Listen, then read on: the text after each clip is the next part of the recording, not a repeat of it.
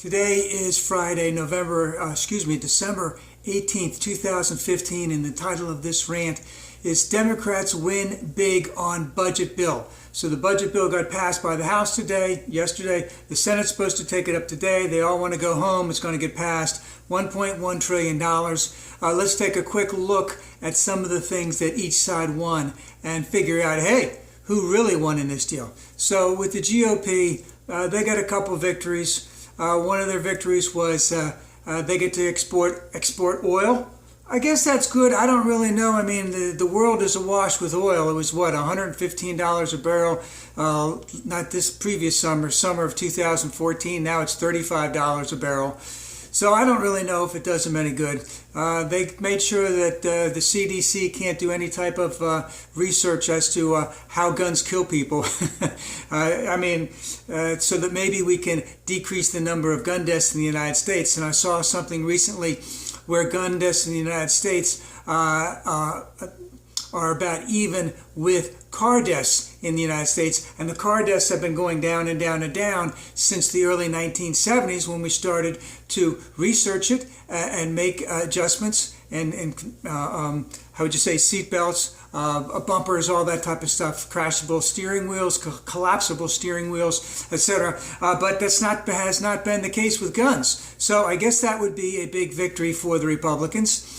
And of course, there's no real tax increases on anything. And even though I do believe there were a couple things that got added more money into it, some of the things that I think the Republicans are very proud of, which I would not be proud of, is that no new money for, let's say, NIH, the CDC, the Securities and Exchange Commission, that type of thing. Really no new money for all that type of stuff. Of course, the defense budget got their money.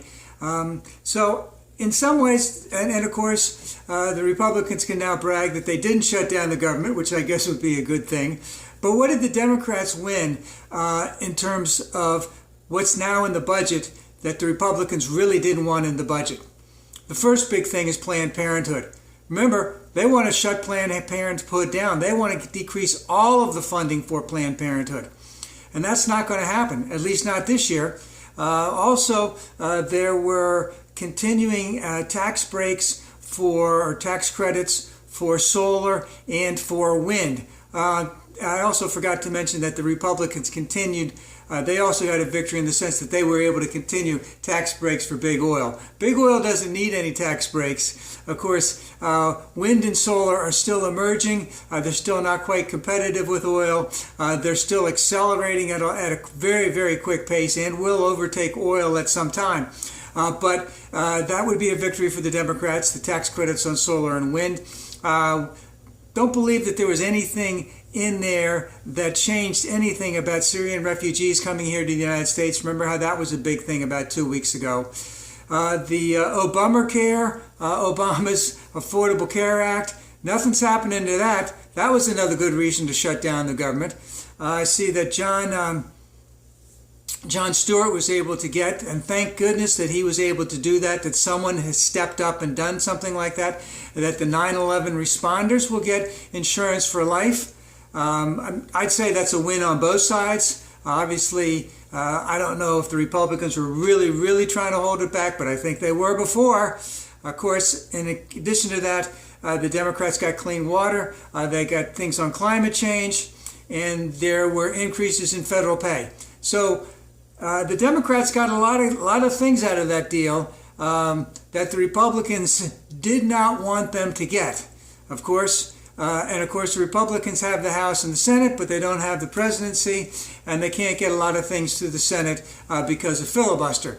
But overall, I would say that the Democrats came out really good in this thing. And when it gets to the point where the next president comes in and says, hey, we need to fund more for the Securities and Exchange Commission. We need to fund more for the Consumer Financial Protection Bureau. We need to fund more for NIH, for the CDC, the Department of Agriculture, the Department of Education.